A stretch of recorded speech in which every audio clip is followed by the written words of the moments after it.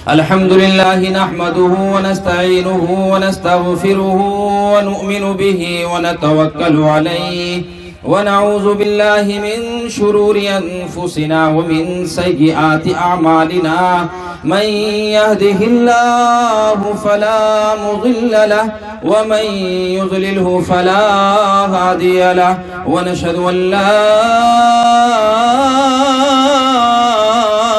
إله إلا الله ونشهد أن لا إله إلا الله وحده لا شريك له ونشهد أن محمدا عبده ورسوله أما بعد فأعوذ بالله من الشيطان الرجيم بسم الله الرحمن الرحيم الحمد لله رب العالمين الرحمن الرحيم مالك يوم الدين إياك نعبد وإياك نستعين اهدنا الصراط المستقيم صراط الذين أنعمت عليهم غير المغضوب عليهم ولا الضالين وقال النبي صلى الله عليه وسلم الدنیا مزرعۃ الآخرہ تیری کرنی کے تجھ کو ملیں گے پھل تیری کرنی کے تجھ کو ملیں گے پھل جو تو آج بوئے گا وہ کاٹے گا کل محترم بزرگوں اور عزیز ساتھیوں دینی بھائیوں پیارے ننھے منھے بچوں پردہ نشین میری ماں اور میری بہنوں دور دراز سے آئے ہوئے قرب و جوار سے مہمان اعظام اسٹیج پر تشریف فرما علماء اعظام مدرسے کے محتمم حضرت قاری یعقوب صاحب قاری محمد عارف صاحب اور ہمارے خصوصی مہمان حضرت قاری عبد المنان صاحب مولانا محمد عادل صاحب اور دیگر حضرات حفاظ اکرام قرہ حضرات ایک بہت بڑی جماعت اسٹیج کے اوپر جو بیٹھی ہوئی ہے ہم آپ تمام کے شکر گزار ہیں کہ آج کی رات آپ نے اللہ اور رسول اللہ کے خاطر جاگ کر کے گزارنے کا فیصلہ کر لیا ہے اور میرے بھائیو یقین جانو دنیا میں جتنی مجلسیں لگتی ہیں لگ رہی ہے ان سب سے زیادہ عظیم مجلس سب سے زیادہ مبارک مجلس سب سے مرتبے والی مجلس اگر کوئی ہوتی ہے تو وہ یہ ہوتی ہے کہ جس مجلس میں اللہ اور رسول اللہ کا ذکر ہوا کرتا ہے اور اس مجلس میں پچھلے 4 گھنٹوں سے اگر کسی ٹاپک کے اوپر بات ہوتی ہے تو وہ یا تو اللہ کے اوپر بات ہوتی ہے یا وہ نبی کے اوپر بات ہوتی ہے تیسری کوئی بات نہیں ہوتی ہے جب اللہ اور رسول اللہ کی خاطر یہ مجلس سجی اللہ اور رسول اللہ کا تذکرہ اس مجلس میں ہوا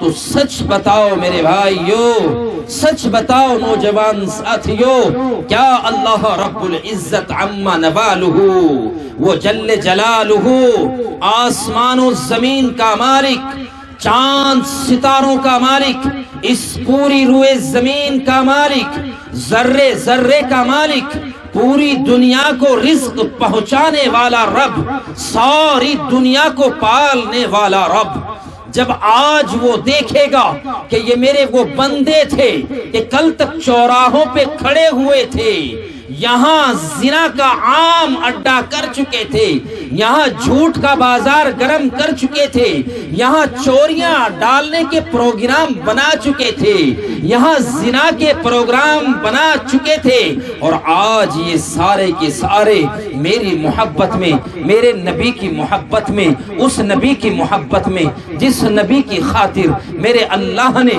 اس دنیا کے وجود کو بنایا سارے کے سارے لوگوں نے یہ فیصلہ کیا کہ دار ارقم کا سالانہ جلسہ ہے اس سالانہ جلسے میں آج علماء ربانیین تشریف لا رہے ہیں آج اللہ رسول اللہ کی باتیں ہوں گی آج اللہ رسول اللہ کی باتیں ہوں گی قیمتی نصیحتیں ہوں گی آج ہم اپنے رب کی اور اپنے نبی کی محبت میں دنیا میں گزارے ہوئے سارے وقتوں کو بھلا کر چند لمحے کے لیے دار ارقم میں پہنچیں گے اور اپنے نبی کی باتوں کو سنیں گے اللہ اللہ کی قسم اللہ عرش کے اوپر بیٹھ کر ہماری مغفرتوں کے اعلان کر رہے ہوں گے۔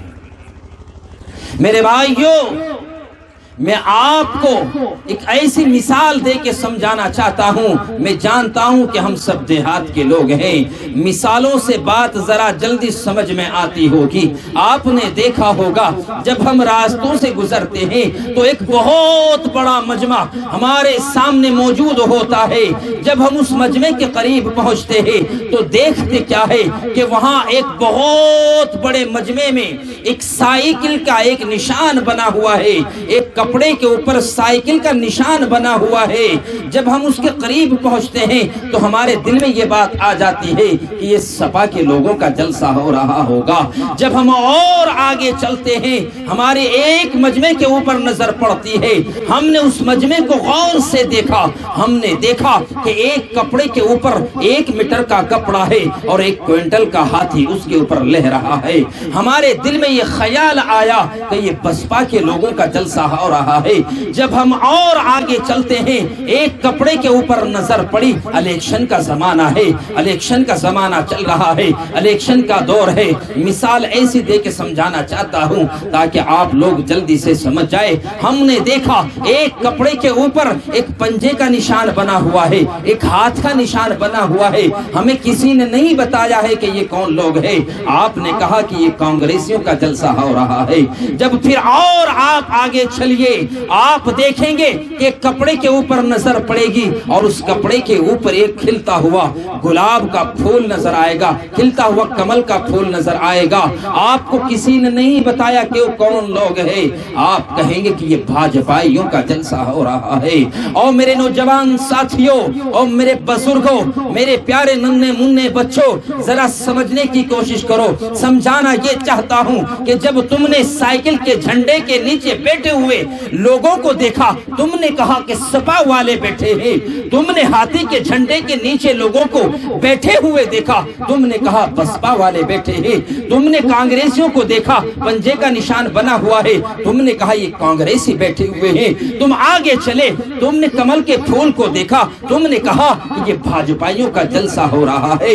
اور میرے دیوانوں، میرے نبی کے چاہنے والوں، اپنے نبی سے محبت کرنے والوں، آج مجھے بھی اجازت کیوں نہیں دیتے ہو؟ آج مجھے اجازت کیوں نہیں دیتے ہو کہ میں تم سب کو اللہ اور رسول اللہ والا کیسے نہ کہوں؟ تم تو اللہ اور رسول اللہ کی مجلس میں بیٹھے ہو۔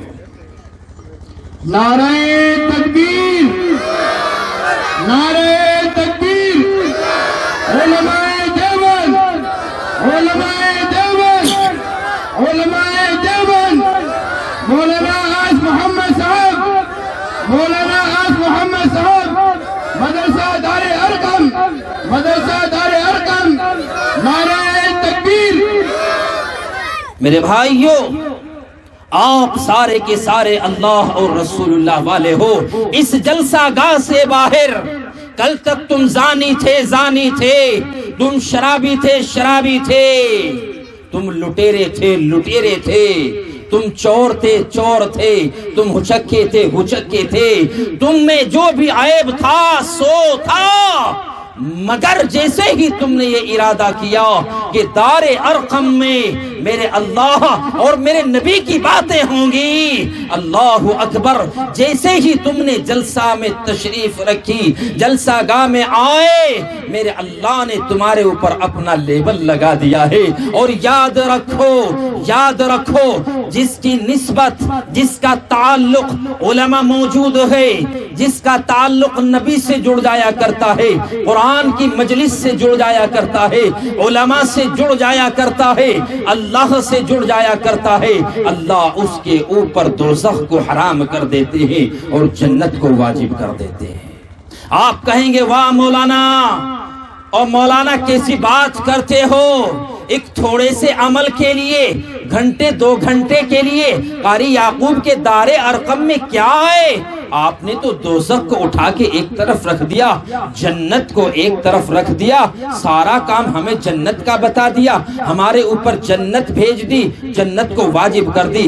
ہاں ہاں، جب تک تم مجھے یوں نہیں کہو گے کہ مولانا آپ صحیح کہہ رہے ہیں، مجھے قسم ہے پیدا کرنے والے کی، میں اس جلسہ گاہ سے نہیں اٹھوں گا، آپ کی زبان سے پوچھوں گا کہ میں غلط کہہ رہا ہوں میں صحیح کہہ رہا ہوں۔ مجھے پتا ہے آپ دیہات کے لوگ ہیں، میرے یہاں بھی دیہات ہے، میں بھی ایک دیہاتی کا بیٹا ہوں، میں بھی ایک کاشتکار کا بیٹا ہوں، اور میرے پیاروں میں تمہیں مثال وہ دینا چاہتا ہوں تاکہ تم سمجھ سکو کہ صحیح کیا ہے اور غلط کیا ہے۔ کیا تم نے نہیں دیکھا ہے ایک کاشتکار کے یہاں جب تم جاتے ہو اور اس سے کہو کہ مجھے 1 کوئنٹل غلہ دے دیجئے، مجھے 1 کوئنٹل اناج دے دیجئے، سچ بتانا تم نے جب اس سے بات کی، اناج کی بات کی نا، اناج کی بات کی اور کہا اے کاشتکار مجھے 1 کوئنٹل غلہ دے دیجئے، جب اس 1 کوئنٹل غلے میں ترازو کا پلڑا چلتا ہے تو نظر کیا دیکھتی ہے؟ نظر اس میں دیکھیں گی کہ گرد بھی اڑ رہا ہوگا، نظر نے دیکھا کہ اس میں کنکریاں بھی ہیں، نظروں نے دیکھا اس میں مٹی بھی ہے، نظر نے دیکھا اس میں تنکے بھی ہیں، نظر نے دیکھا اس میں بھوس بھی ہے، نظر نے دیکھا اس میں کنکریٹ بھی ہے۔ میرے اللہ، میری نظر کو کیا ہو گیا؟ سچ بتانا، سودا تو گیہوں کا ہوا تھا، سودا تو غلے کا ہوا تھا، سودا کنکریوں کا نہیں ہوا تھا، سودا مٹی کا نہیں ہوا تھا، سودا دھوڑ کا تنکے کا نہیں ہوا تھا، مگر گیہوں قیمتی تھا، گیہوں قیمتی تھا، وہ وزنی تھا، اس کی تجھے ضرورت تھی۔ اور جو چیز جتنی قیمتی ہوتی ہے تم مثال کے طور پہ سمجھو، جب گیہوں کے ساتھ وہ کنکریاں مل گئی، جب گیہوں کے ساتھ وہ ریت مل گیا، جب گیہوں کے ساتھ وہ مٹی مل گئی، گیہوں کے ساتھ وہ بھس کا تنکا اٹھ گیا، تو اللہ کی قسم بیو پاری نے یا لینے والے نے تنکے نہیں نکالے، مٹی نہیں نکالے، 2000 روپے کوئنٹل مٹی بھی خرید رہا ہے، 2000 روپے کوئنٹل تنکا بھی خرید رہا ہے، 2000 روپے کوئنٹل گرد بھی خرید رہا ہے۔ بتاؤ یہ ایسا ہوتا ہے کہ نہیں ہوتا ہے؟ میں غلط ہوں یا صحیح؟ میں صحیح کہہ رہا ہوں۔ آؤ اس سے آگے تمہیں میں دوسری مثال دے کے یوں سمجھاتا ہوں۔ میرے اس کپڑے کی جانب دیکھیے، یہ قرآن کی مجلس ہے، یہ اللہ اور رسول اللہ کی مجلس ہے۔ اللہ اکبر، اللہ اکبر۔ اس کپڑے کی جانب دیکھو، یہ کپڑا غالباً تمہیں سب کو نظر آ رہا ہوگا۔ چلیے ہم بازار میں چلتے ہیں، آپ میرے ساتھ چلنا، میں آپ کے ساتھ چلوں گا۔ میں بازار میں جاؤں گا، اس کپڑے کا تھان میں کہوں گا دکان والے سے، اے دکان والے تو مجھے 6 میٹر کپڑا دے تاکہ میں اپنا کرتا پائجامہ یا اپنا جبہ سلوا لوں، اور اسی 6 میٹر کپڑے کی قیمت جب مجھے دکان والا بتائے گا کہ اس 1 میٹر کپڑے کی قیمت 100 روپے ہے، میں نے اس کو 600 روپے دے دیے اور اس 600 روپے کو دے کے گھر آیا۔ جیسے ہی میں گھر آیا میرے دل میں خیال آیا، میرے گھر میں ایک طاق میں طاق کی زینت بنا ہوا ایک قرآن رکھا ہوا ہے، 5.5 میٹر میں تیرا کپڑا ہو جائے گا، آدھے میٹر کپڑے میں تیرے قرآن کا جزدان سل جائے گا۔ وہ 5.5 میٹر کپڑا میں نے ٹیلر کے حوالے کر دیا اور آدھا میٹر کپڑا اپنی بیوی کے، اپنی ماں کے حوالے کر دیا، اور میں نے کہا اماں جان، میری امی جان، میرے قرآن کے جزدان کے لیے اس کپڑے میں سے تو ایک جزدان سل دیجئے۔ اماں نے اس آدھے میٹر کپڑے کو کاٹا پھاٹا، اس میں تنی لگائی اور ایک قرآن کا جزدان تیار کر دیا۔ ادھر وہ کپڑا 5.5 میٹر کپڑا میں نے جس ٹیلر کو دیا، اس ٹیلر نے اس میں سے ایک جبہ بنا دیا۔ تھوڑے دنوں کے بعد اس جبے کو میں نے 2 بار پہنا، 4 بار پہنا، 6 بار پہنا، 10 مرتبہ پہنا۔ میں نے اس کو ڈرائی کلین کرایا، میں نے اس کو مشین کے حوالے کیا، میں نے اس کو دھوبی کو دیا، دھوبی نے 2-4 مرتبہ پٹرے پہ رگڑا، دھوبی نے 2-4 مرتبہ مٹی برش رگڑا۔ ہاں دیکھتے ہی دیکھتے اس کی حالت بوسیدہ ہو گئی، پاریدہ ہو گئی، کمزور ہو گیا۔ اب اتنا کمزور ہو گیا، نہ اس میں چمک باقی ہے، نہ اس میں جان باقی ہے، نہ اس کی چمک ہے، نہ اس کی دمک ہے۔ نہ اس میں جان ہے، پہنوں تو پھٹے، چلوں تو پھٹے، اوڑھوں تو پھٹے، اٹھاؤں تو پھٹوں، اٹھائے تو پھٹے۔ اب دیکھتے ہی دیکھتے میری بیوی کو یہ خیال آئے گا یہ کپڑا پوسیدہ ہو گیا، پاریدہ ہو گیا، اب اس کو اٹھائے گی، اس کو پھاڑے گی، کبھی 2 سال کے بچے کا ناک صاف کرے گی۔ تھوڑے دنوں کے بعد شوہر کو پروگرام میں جانا ہے، یہ بہت قیمتی لباس تھا، اس میں سے کتر پھاڑے گی، شوہر کے جوتے کو صاف کرے گی۔ کچھ وقت کے بعد شوہر کہتا ہے میرے بیٹے مجھے پروگرام میں جانا ہے، ذرا گاڑی کو صاف کر، بچہ آئے گا، فوراً وہ بوسیدہ کپڑا، پاریدہ جو کپڑا کمزور کھوٹی کے اوپر ٹنگا ہوا تھا اس کو اٹھائے گا اور بچہ کبھی گاڑی کی رنگ صاف کرے گا، ٹائر صاف کرے گا، اور دیکھتے ہی دیکھتے یہ کپڑا ایسی ایسی منزلیں طے کرتا ہے۔ کبھی اس کپڑے سے جو کل 600 روپے کی قیمت کا بازار میں تھا، کبھی ماں، کبھی بہن، کبھی میری بیوی، کبھی میری بہن، کبھی میری ماں، کبھی میری چچی، ناک صاف کرے گی ادھر، گاڑی صاف کرے گی ادھر، جوتے صاف کرے گی نالی میں۔ یہ کپڑا اپنی 1000 طرح کی منزلیں طے کرتا ہوا ایک دن آئے گا کہ یہ کپڑے کا نام و نشان گھر سے مٹ جائے گا۔ او میرے نوجوان ساتھیوں، اے صاحب ایمان سنو، اس کپڑے کا جو آدھا میٹر کپڑا میں نے قرآن کے جزدان میں سلوانے کے لیے دیا تھا، آج وہ طاق میں رکھا ہوا ہے۔ آج اگر تجھے اس کپڑے کو چھونا ہے تو سب سے پہلے تجھے وضو کرنی ہوگی۔ وضو کرے گا، اس کو اٹھائے گا، سینے سے لگائے گا، چھچکارے گا، اس کو چومے گا، ادب کے ساتھ رکھے گا۔ بھائیو بتاؤ تو صحیح، 100 روپے میٹر کا ہی یہ کپڑا تھا، اور 100 ہی روپے میٹر کا کپڑا اسی تھان میں سے وہ قرآن سے جڑا ہے۔ جب اللہ نے قرآن سے جڑنے کی قیمت ایک کپڑے کو ایسی دے دی کہ اگر تو دیکھتا ہے تو محبت کی نگاہ سے دیکھتا ہے، تو اس کپڑے کو چھوتا ہے تو وضو کے ساتھ چھوتا ہے۔ اور میرے دیوانوں مجھے بھی اجازت دو، تو تم قرآن کی مجلس میں بیٹھے ہو، یہ سارے قرآن والے بیٹھے ہیں، تم سارے قرآن والے بیٹھے ہو، تو بتاؤ کل اللہ تمہیں آگ کے حوالے کیسے کر دے گا؟ اللہ آگ کے حوالے نہیں کرے گا، مگر ظلم ہے، ظلم ہے، ظلم ہے۔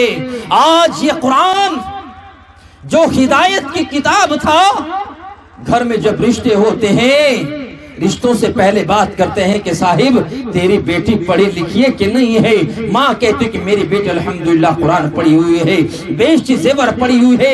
وہ بیٹی بھی بیوی بن کر شوہر کے گھر پہنچتی ہے، 2 دن گزریں گے، 10 دن گزریں گے، 20 دن گزریں گے، حتیٰ کہ مہینے 2 مہینے کے بعد وہ قرآن جیسا گھر سے لے کے آئی تھی ایسا جزدان میں لپیٹ کے اپنے طاق میں رکھ دیا ہے۔ اب نہ قرآن کی فکر ہے نہ حدیث کی فکر ہے۔ وقت ملتا ہے تو موبائل کا زمانہ سامنے ہے، وقت ملتا ہے فون نکالا، انگلی چلائی، کبھی بھابھی سے بات، کبھی امی سے بات، کبھی ابا سے بات، کبھی بھائی سے بات، اگر فرصت مل جائے تو شوہر کے ساتھ 2 بات کر لیتی ہے۔ قرآن کا کوئی نام نہیں رہا ہے۔ اور نوجوان ساتھیوں، اللہ کی قسم کھا کے کہتا ہوں، اگر جتنے یہاں بیٹھے ہوئے ہو، اگر تم سچے ہو اور حق کے اوپر ہو تو مجھے ہاتھ اٹھا کے بتانا، جتنے یہاں آدمی موجود ہے، جب تم 1 مہینے میں، 2 مہینے میں، 3 مہینے میں، 4 مہینوں میں، اگر زیادہ سے زیادہ 6 مہینوں میں 1 مرتبہ اپنے نئے کپڑے ضرور سلواتے ہو کہ نہیں سلواتے ہو؟ 1 مرتبہ اپنے نہیں۔ اگر بیوی کے یہاں شادی آ گئی، بیوی نے کہا کہ مجھے مائکے جانا ہے، تو مجھے کیا کرنا ہے کہ بچوں کے پاس کپڑے نہیں ہیں، کپڑے تیار کرا کے دے دو گے۔ ماں نے کہا میرے یہاں بھی جانا ہے، تیرے ماما کے یہاں شادی ہے، بیٹے نے کہا کہ امی جان گھبرانے کی بات نہیں، کپڑا تیرے لیے تیار ہے۔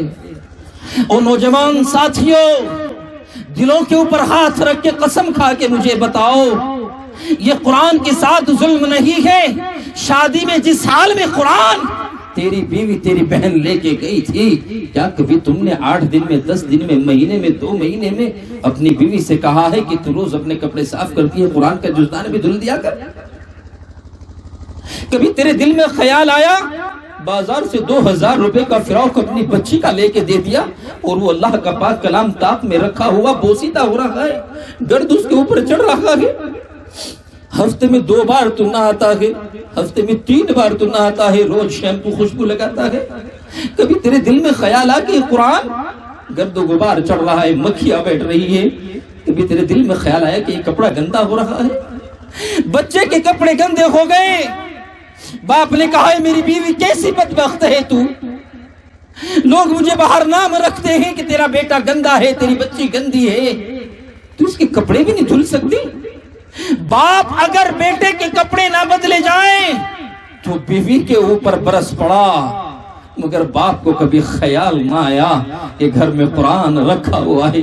6 مہینے ہو گئے، سال ہو گیا، 2 سال ہو گئے، ایک مرتبہ جتنے یہاں بیویوں والے ہیں سچ بتانا کبھی کہا ہے سختی کے ساتھ اے میری بیوی تو میرے بچوں کو نلاتی ہے، دھلاتی ہے، ان کی حفاظت کرتی ہے، اے میری بیوی یہ میرے رب کا قرآن ہے، میرے نبی کے اوپر نازل ہونے والی کتاب ہے، کبھی اس کے کپڑے کو دھلا کر کبھی کہا کسی نے؟ نہیں کہا ہوگا، امید ہے۔ اور دعائیں جنت کی مانگتے ہو، مجھے بھی پتا ہے، علماء کو بھی پتا ہے، تمہیں بھی پتا ہے کہ ہر ایمان والا شخص، قرآن اور حدیث سے تعلق رکھنے والا شخص، ہر کلمہ گو شخص ایک نہ ایک دن اپنے کسی نہ کسی اعمال کی وجہ سے بخشا جائے گا، مگر یاد رکھو اگر دوزخ کی ہوا بھی لگ گئی تو بھائیو بڑا خسارہ ہوگا۔ کہنے کا مقصد یہ ہے کہ قرآن کی تعلیم کا بہترین ذریعہ دنیا میں اللہ نے مدارسوں کے جال کو بچھایا ہے۔ اگر قرآن کو سیکھنے کا بہترین ذریعہ تلاش کرنا چاہتے ہو تو آؤ دار ارقم میں اور آؤ قاری یعقوب صاحب کے پاس، بھیجو ان ننھے منھے بچوں کو۔ جب یہ بچہ قاری یعقوب کے سامنے بیٹھے گا، قاری یعقوب کہیں گے، ان کے مدرسین کہیں گے کہ پڑھو بیٹا، وہ کہے گا میں کیا پڑھوں، بیٹا پوچھے گا کہ میں قاری صاحب کیا پڑھوں، قاری صاحب کہیں گے کہ پڑھ بیٹا بسم اللہ الرحمن الرحیم۔ بچے کی زبان توتلی ہے، بچے سے بولنا نہیں آتا، بچے کی زبان نہیں اٹھتی، پھر وہ بچہ کوشش کرتا ہے بسم اللہ بسم اللہ، کبھی بسم اللہ، کبھی بسم اللہ، کبھی بسم اللہ، کبھی بسم اللہ، 1000 مرتبہ قاری یعقوب صاحب اس سے کوشش کریں گے کہ میرے رب کا نام صحیح لے لے۔ اور میرے نوجوان ساتھی سن لے، تو گھر بیٹھا ہوا ہے، ادھر تیرے بچے کے اوپر قاری یعقوب تیرے بچے کو کہہ رہے ہیں کہ تو اللہ کا نام صحیح لے لے، تو اللہ کی تعریف بیان کرنا صحیح شروع کر دے، تو بسم اللہ کو صحیح پڑھنا شروع کر دے۔ ادھر تیرا بچہ بسم اللہ پڑھتا ہے، ادھر آسمان کی جانب دیکھو، ادھر زمین و آسمان کا مالک تیری مغفرت کے اعلان کر رہا ہے اور کہہ رہا ہے اے فرشتوں گواہ رہنا، قاری یعقوب کی بدولت، دار ارقم کی بدولت، بچے کے بسم اللہ پڑھنے کی برکت سے اس کے باپ کے اوپر جو عذاب قبر میں ہو رہا ہے، ہم اس قبر کے عذاب کو آج ختم کر رہے ہیں۔ یہ دار ارقم کی برکت ہے، یہ قاری یعقوب کے ادارے کی برکت ہے۔ اگر ان بچوں کو دار ارقم جیسے اداروں کی ہوا نہ لگے گی، یاد رکھنا، یاد رکھنا، اور اس غلط فہمی میں مت رہنا کہ تمہارے بچے انگلش میں 2-4 ورڈ بول کے تمہیں خوش کر دیتے ہیں۔ ابا سے تمہیں پاپا کہہ دیا تم خوش ہو گئے، چاچا سے تمہیں انکل کہہ دیا تم خوش ہو گئے، چچی سے تمہیں آنٹی کہہ دی تم خوش ہو گئے، بھائی سے برادر کہہ دیا تم خوش ہو گئے، کتے کو ڈوگ بتا دیا خوش ہو گئے، بلی کو کیٹ بتا دیا خوش ہو گئے۔ یاد رکھو اگر بھلائی چاہتے ہو تو سب سے پہلے اپنے بچوں کو دار ارقم کی ہوا کھلاؤ، اس کو بتاؤ کہ تیرا مذہب کیا ہے، تیرا دین کیا ہے، تو کس کی امت میں پیدا ہوا ہے، تیرا نبی کون ہے، تو کس کا بندہ ہے، تیرے جینے کا مقصد کیا ہے، تو دنیا میں کرنے کے لیے کیا آیا تھا، تو پتہ یہ لگے گا کہ اب ہم حق کے اوپر یا نہ حق کے اوپر ہیں۔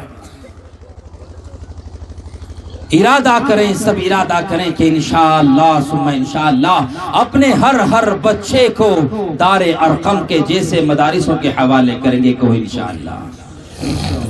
اور دوسری بات ایک اور عرض کرتا چلوں، ابھی لاک ڈاؤن کا زمانہ گزرا ہے، اللہ اکبر، اللہ نے ایک بیماری بھیجی، ساری دنیا میں وہ بیماری پہنچی، ہر جگہ اس سے حفاظت، اس سے بچنے کی ہزار تدابیریں کی گئی اور بچنے کی لاکھ کوشش کی گئی، مگر اللہ نے جس کی لکھی، جس کے بارے میں اللہ نے حضرت اسرائیل کو بھیج دیا اور کہا اے اسرائیل جا چلا جا تو اس کو میرے پاس لے کے آ، آج میں اس کے اوپر دنیا کے سارے نظارے بند کر دوں اور اس کو بتا دوں کہ تیری حیثیت کیا ہے۔ اس کو آخر موت آئی، کیونکہ قرآن جھوٹا نہیں ہو سکتا ہے۔ قرآن میں اللہ فرماتے ہیں کل نفس ذائقۃ الموت، موت کا مزہ ہر جاندار شخص کو، ہر جاندار شے کو، ہر جاندار چیز کو چکھنا ہے۔ اس کی موت آئی، آنکھیں بند ہو گئی، دھڑکتا دل بند ہوا، چلتے ہاتھ بند ہوئے، بولتی زبان بند ہوئی، دنیا بھر کا نظارہ کرنے والے آنکھیں بند ہو گئے، اور دیکھتے ہی دیکھتے میری آنکھوں نے دیکھا، آپ کی آنکھوں نے دیکھا، ڈاکٹر ہاتھ لگانے کے لیے تیار نہیں، ماں باپ تیری بوڑی لینے کے لیے تیار نہیں، رشتہ دار تیرے قریب لگنے کے لیے تیار نہیں۔ کل تک یہ تیرے رشتہ دار بڑے اچھے تھے، بڑی محبت کرتے تھے، آج تیرا انتقال ہو گیا، یہ رشتہ دار آئے، آنے کے بعد ان کو اتنی جلدی ہوئی، کل تک تیرے کاندھے سے کاندھا ملا کے چلتے تھے، کل تک تیرے پاس بیٹھ کے چائے اور ٹھنڈا پیا کرتے تھے، کل تک تیرے گھر کی رونقوں کی تعریف کیا کرتے تھے، اور جب آج تیرا انتقال ہوا، تیرا رشتہ دار آیا اور کہا کہ جلدی کرو جی، دیکھو مجھے تو دیوبند جانا ہے، لیٹ ہو رہے ہیں، بھلا مغرب میں رکھنے کی کیا ضرورت تھی، تم اس کو عصر میں رکھ دیتے، چلو جی اس کو اٹھاؤ۔ دیکھتے ہی دیکھتے زمانہ دیکھتا ہے، تاریخیں موجود ہیں، تم نے بھی سینکڑوں لوگوں کو کاندھے دیے ہوں گے، تم نے بھی سینکڑوں لوگوں کے جنازے کو اپنے کاندھوں پہ اٹھا کر قبرستان کے حوالے کیے ہوں گے۔ کیا عالم ہوتا ہے جہاں آہستہ سے چلنے کا مقام ہے، لوگ تیز تیز چلتے ہیں، ایک ادھر سے ایک ادھر سے، سارے چاہنے والے بن جاتے ہیں، 10 قدم چلنے نہیں دیتے، کاندھا پکڑ لیتے ہیں، چار پائی کا جو وہ اگلا حصہ ہوتا ہے اس کو پکڑ لیتے ہیں، چلتے چلتے قبرستان آ جاتا ہے، تجھے رکھ دیتے ہیں اور بس تیرا قصہ ختم ہو جاتا ہے۔ اب وہ تیرا دوست جو 24 گھنٹے تیرے ساتھ رہ کرتا تھا، بازاروں میں تیرے ساتھ ہے، رنگین گلیوں میں تیرے ساتھ ہے، دنیا کے نظارے کرنے میں تیرے ساتھ ہے، آج وہ تیرا دوست تیری قبر پہ ایک مرتبہ سورہ فاتحہ پڑھنے کے لیے نہیں جا رہا ہے، آج وہ تیرا دوست تیری قبر پہ یاسین پڑھنے کی نہیں جاتا ہے، آج وہ تیرا دوست جو تیری جیب سے محبت کرتا، تیرے حسن سے محبت کرتا، تیری تندرستی سے محبت کرتا، تیری زبان سے محبت کرتا، تیری تندرستی کی تعریفیں کرتا، تیری گاڑیوں سے لالچ رکھتا، تیرے گھر کا لالچ رکھتا، آج وہ تیرا دوست نہ قبرستان میں تیرے پاس فاتحہ پڑھنے کے لیے جاتا ہے، نہ وہ تیرے رشتہ دار جو تیرا دم بھرتے تھے، ہمارا رشتہ دار ایسا ہے، ہمارا رشتہ دار ویسا ہے، ان رشتہ داروں کو اتنی فرصت نہیں، آئے جنازے کو دفن کیا، کھانا کھایا، فوراً اپنے گھر کو روانہ ہو گئے۔ اب سال میں 2 سال میں 10 سال میں 4 سال میں کوئی تیری قبر پہ جانے والا نہیں ملنے والا ہے۔ 2-4 دن تیرے بیٹے تیرے بچے سر پہ ٹوپی لگائیں گے اور قبرستان میں جائیں گے، جو کچھ پڑھیں گے پڑھ لیں گے، دیکھتے ہی دیکھتے دھیرے دھیرے وہ بھی کنارہ کر جائیں گے۔ پھر پتہ لگے گا کہ دنیا میں تو کیا کرنے گیا تھا۔ الدنیا مزرعۃ الآخرہ، دنیا آخرت کی کھیتی ہے، دنیا آخرت کی کھیتی ہے۔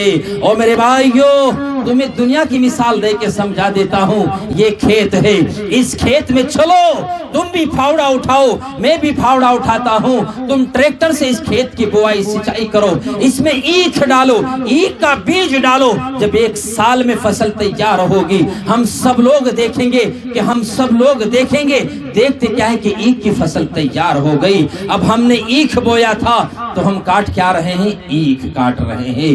ایسا نہیں ہوتا ہے کہ اینکھ بویا اور گیہوں کو کاٹ لیا اور گیہوں بویا اینکھ کو کاٹ لیا. نا میرے دوست، اس غلط فہمی میں نہ رہنا. ایک بات اور عرض کرتا چلوں، یہ جو قرآن ہے نا، قرآن چلو میرا تعلق سہارنپور سے ہے. ایک زمانے کی بات ہے، ایک شخص کی طبیعت خراب ہو گئی. طبیعت خراب ہونے پہ وہ شخص اپنی مسجد کے امام کے پاس آیا اور کہا کہ مولانا مجھے دم کر دو. مولانا نے سر کے اوپر ہاتھ رکھا اور ہاتھ رکھنے کے بعد سورہ فاتحہ پڑھی اور سورہ فاتحہ پڑھنے کے بعد ان کو دم کر دیا.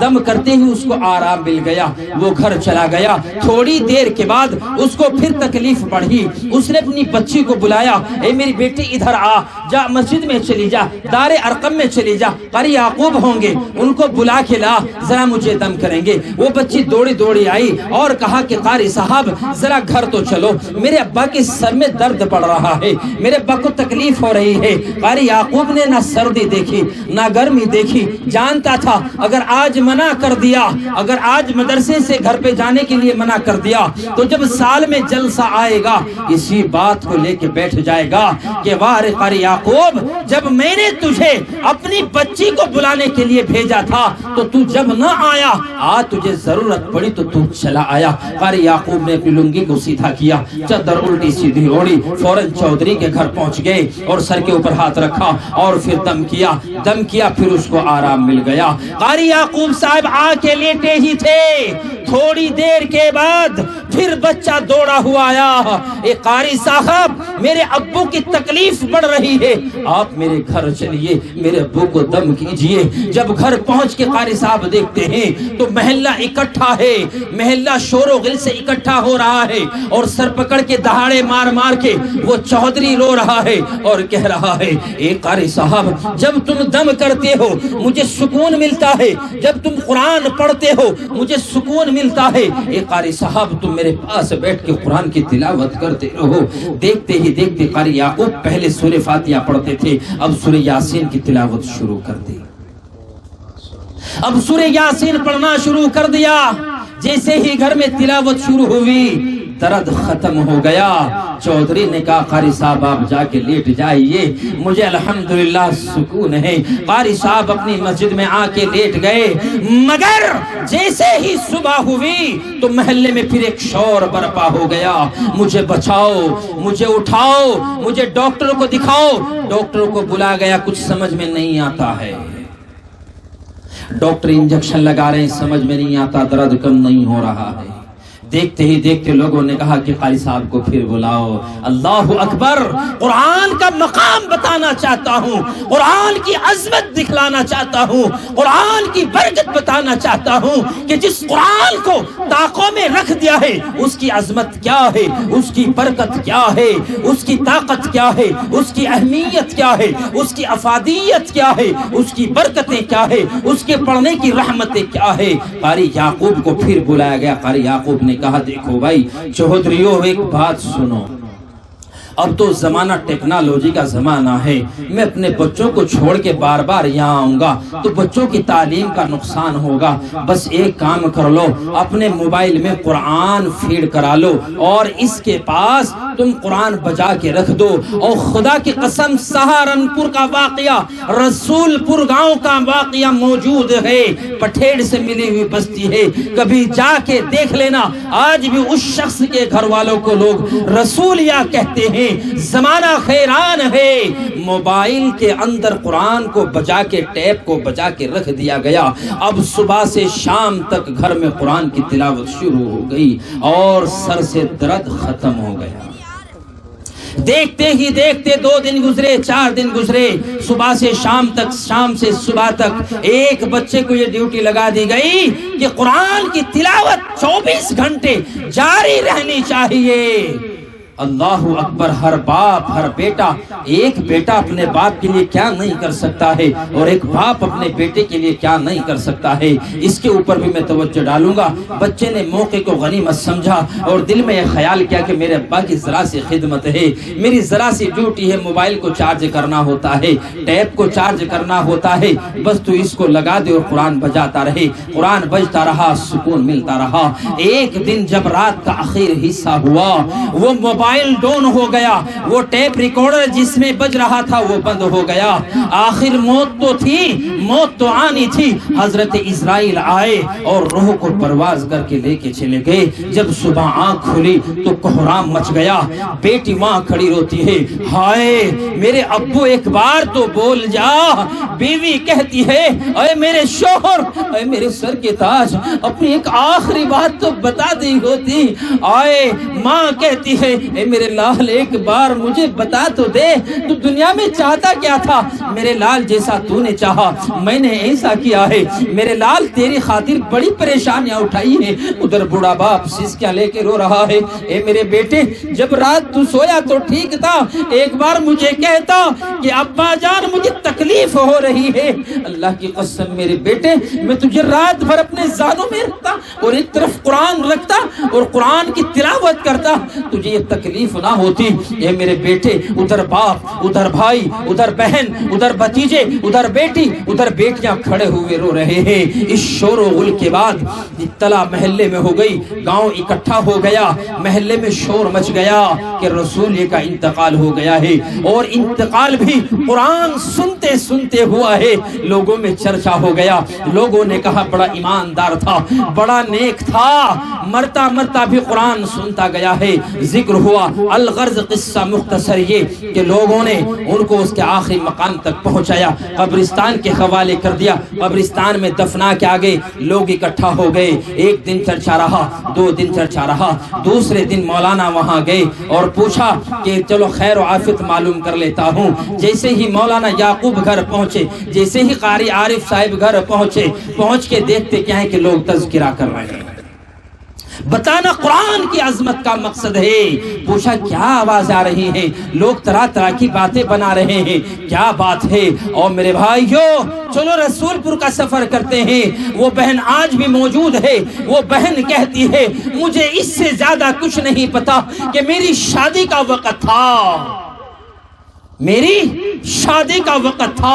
میرے بھائی نے مجھے کہا اے میری بہنا میں تیری شادی خوشی سے دھوم دھماکے سے کرنا چاہتا ہوں. آج کل تو سہارنپور کے بازار میں چل، جس کپڑے کے اوپر تو ہاتھ رکھے گی وہ کپڑا تیرا ہوگا. جس لہنگا چننی کے اوپر تو ہاتھ رکھے گی وہ لہنگا چننی تیری ہوگی. جس روپٹے کے اوپر ہاتھ تو رکھے گی وہ روپٹہ تیرا ہوگا. جس تھان کے اوپر تو ہاتھ رکھے گی آج وہ تھان تیرا ہوگا. اے میری بہنا میرے لیے خوشی کا مقام ہے کہ میں اپنے ہاتھوں سے تجھے آج ودا کر رہا ہوں، اپنے بھائی ہونے کا فرض ادا کر رہا ہوں. بہن بھی خوش ہے، بھائی بھی خوش ہے. بازار چلے گئے. بازار میں جانے کے بعد دکاندار سے کہا اے دکاندار میری بہن کو سب سے قیمتی کپڑا دکھاؤ. دکان والے نے 2000 کے سوٹ، 6000 کے سوٹ، 10000 کے سوٹ، کپڑے کا بل 60,000 روپے کا بنا کے ہاتھ میں دے دیا. بھائی پوچھتا ہے میری بہنا تو خوش ہے؟ بہنا نے جواب دیا ہاں میرے بھائی، جب مجھے تیرے جیسا بھیا مل جائے، میری پسند کی چیزیں مجھے دینے والا بھائی مل جائے، یہ تیری بہن کیسے خوش نہیں ہوگی؟ بھائی کہتا ہے اے میری بہن اب تو خوش ہے؟ ہاں میں خوش ہوں. بہن کا بھی جواب سنو. بہن نے کہا اے میرے بھائی شادی کا موقع ہے ہمارے گھر میں. میری بھابھی تیری بیوی اب سے 20 سال پہلے ایک قرآن لے کے آئی تھی اور آج تک 20 سال ہو گئے ہیں اس کے کپڑے نہیں بدلے گئے ہیں. بھائی اس کے لیے بھی کپڑا لے لے. دکان والے سے بہنا نے کہا اے دکان والے صاحب ایک کوئی ہلکا سا کپڑا، سادہ سا کپڑا، 1 میٹر کپڑا مجھے قرآن کا جزدان سلوانا ہے، 1 میٹر کپڑا مجھے کوئی ہلکا سا دے دے. اور نوجوان ساتھیوں بتانے کا مقصد ہی کہ قرآن کی عظمت کیا ہے. جس بہن نے 60,000 کا کپڑا اپنے جسم پہ اوڑھنے کے لیے خریدا ہو اور میرے رب کے قرآن کے لیے دکان میں سب سے ہلکا کپڑا خریدتی ہو، بھائی کی ایمان کو غیرت نے نے للکار دیا.